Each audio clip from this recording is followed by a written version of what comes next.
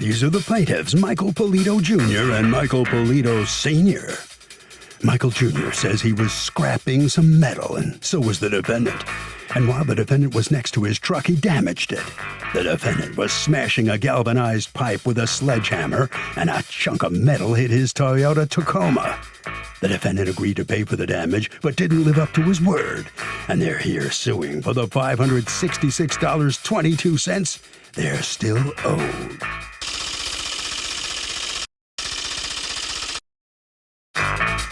This is the defendant, Joshua. He says the plaintiff, Michael Jr., showed him a scratch on his truck and claimed a piece of iron pipe hit it and caused the damage. If an iron pipe hit his truck, there'd be a big dent in it, not a tiny little scratch.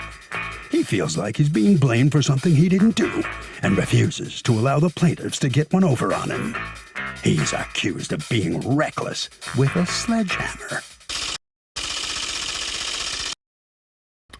All parties, please raise your right hands. Welcome back to the People's Court. The plaintiffs say the defendant is responsible for damage to their car when he was trying to crack a metal pipe and some of the pieces flew and damaged the vehicle.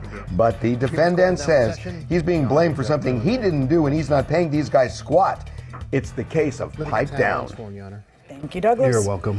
Okay, father and son Polito suing Mr. Joshua for $566.22 in damages to your car. Mr. Polito Jr., you're the one who was out there when it happened. Tell me what happened. Yes. So on 8/31/21, I was at the scrap metal place. I parked my truck next to Josh's in the back. As I got out, I was looking at Josh. Did you two know each other before this? No. Okay. No. Just pulled next to him. I was ready to empty my truck out. I looked over at Josh to my left. I saw that he was smashing the galvanized pipe with the sledgehammer.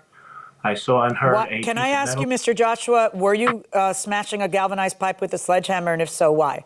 It's a cast iron pipe, and I was trying to break a knuckle to get, there's lead inside the knuckle. Okay. So I was trying to get the lead out and separate it from the pipe. Okay, and separate from the pipe because what? Because that's more valuable, I guess, at the scrap metal yard? Yes. Okay. All right, so what is this a picture of, Mr. Polito Jr.? So that was just a picture that I took after he had hit my truck after I unloaded, just to show what he was doing at that moment. And he was in the back of his truck, and I just happened to take a picture where I was, which was on the side, passenger side tail light, which is that's my tailgate right there. Is this how close the two cars were? Correct. Yes. So I noticed him doing that with the sledgehammer. And while I was looking at him, I saw and heard a piece of metal hit my driver's door. I walked over to Josh and I said, "Excuse me, you just hit my truck." He apologized. He said he would pay for the damages. And at that point, we both did what we did. We emptied out our trucks. As I pulled out, I called my father, asked him to come down because he's the owner of the truck. Then I called the police department, had them come down to do a police report, and it went from there. Okay, so what kind of car is this, truck is this? I have a 2018 Toyota Tacoma. Okay. So what happened, Mr. Joshua? As he said, we were at the scrap yard. I'm breaking down the pipes, trying to get lead out, when me and my mom, who was in the truck, hears a loud bang.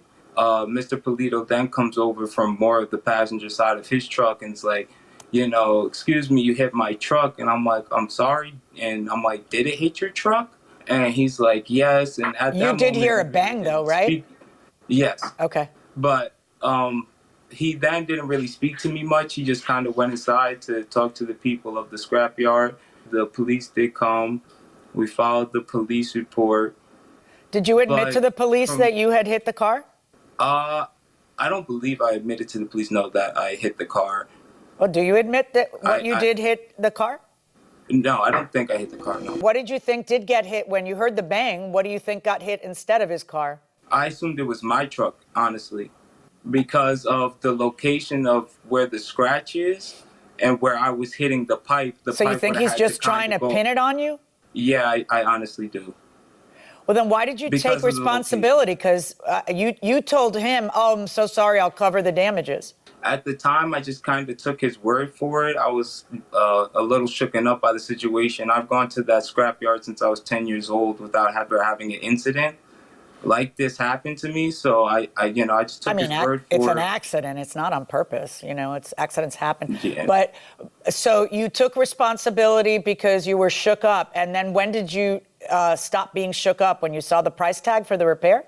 No, when I began to talk to my mother in the truck leaving from the scrapyard, we started to talk about it because of the location of the scratch.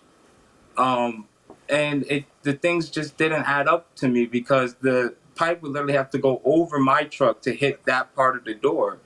This is your truck, right? This is you by your truck? Yes. Okay. Are there any scratches on your truck? When you say, I thought it hit my truck, did you find any scratches on your truck?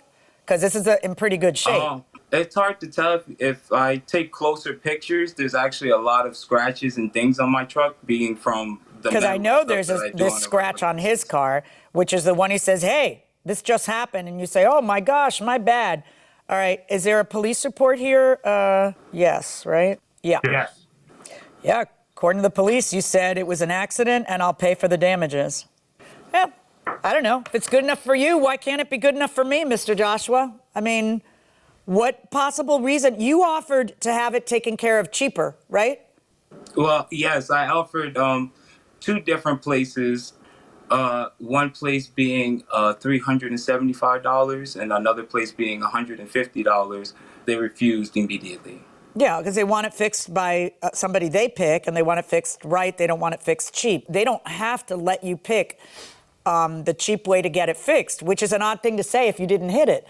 I mean, I think that you hit it and you admitted it and everything was fine until the bill of $566 was presented to you. Then all of a sudden, I'm not so sure I hit it. That's not how it works, man. You hit it. You were banging it. It was kind of reckless. There's a car 8 feet from you or less, and boom, he tells you right at the second it happens, and you say and do all the right things until you get a bill. Then all of a sudden, it's no longer honorable. Verdict for the plaintiff in the amount of the $566.22. Good luck. Good Judge. That So the plaintiffs are going to get the amount they sued for, the $566. Joshua, the defendant. Joshua, you seem like a really nice guy, but you admitted, even to the police, that you thought it was your fault. You can't be surprised that the judge found against you, can you? I did say I would take care of the damages. I was really shooken up at the time, but Well, you just didn't present a strong enough argument to the judge to convince her that you didn't do it. So you got to pay him $566. All right, Mr. and Mr. Polito, I assume you're okay with the judge's decision. Am I right? That's what you sued for. Yeah. That's what you got. Yes, everything is fine. It worked out the way we thought it should. All righty. Well, obviously you did the right thing. So congratulations. You're going to get the $566 and get your truck fixed. Make it look nice again. Okay? Okay. Good luck. Thank you. All right, Harvey. So, Doug, this is a perfect case where somebody says something to the cops and it comes back to haunt them. You got to think about what you're saying to the police. You should tell the truth, but you should also think about what the implications are if there's a lawsuit down the line. What is one case in which you wish you had been a participant in, either as a judge, a prosecutor, or a defense attorney? As a professional Monday morning quarterback who can look back and go, oh, I could have done that better. I probably, one that pops into my head is the Robert Blake homicide case that took place out in LA, I guess, about 15 years ago, more or less, where he was accused of the murder of What his show was he wife. on? What he had? Oh, he's been on. He's a terrific actor. He's been on so many things. He was Beretta. Beretta, on a TV that's the one I series. was He's probably thinking. best Yeah. known for that, but Yeah. he's been in a zillion movies. He was Right. in Cold Blood. Yes. Truman Capote.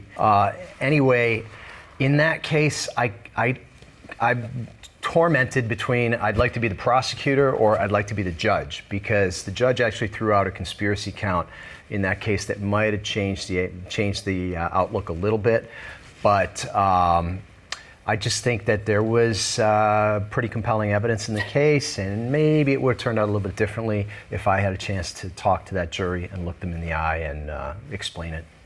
But who knows? Any particular cases that you Yes. I would have loved to have been the judge on the O.J. Simpson murder trial. Okay. It would have been a 2-week trial, Right, instead of months. a circus. Right, yeah. I also would have wanted to be the prosecutor on it. Okay. And So you would've not to shortened Monday it. morning quarterback the prosecutors, but you never ask a question you don't know the answer to. Oh, absolutely. That whole, as a defense attorney or as a you prosecutor? do not ask Whenever somebody you're to in the try on courtroom. gloves if you have no idea, but Right. you know, Right. yeah. Yeah, that was really bad form. But mostly I think I would have wanted to be the judge because I think a lot of it just became so Hollywood. It needed So to be much tightened. extraneous It stuff. It needed to be up. tightened, Yeah, that controlled. I agree 100%. That should have been Yeah. a 2-week trial, maybe Yeah. less. Yeah.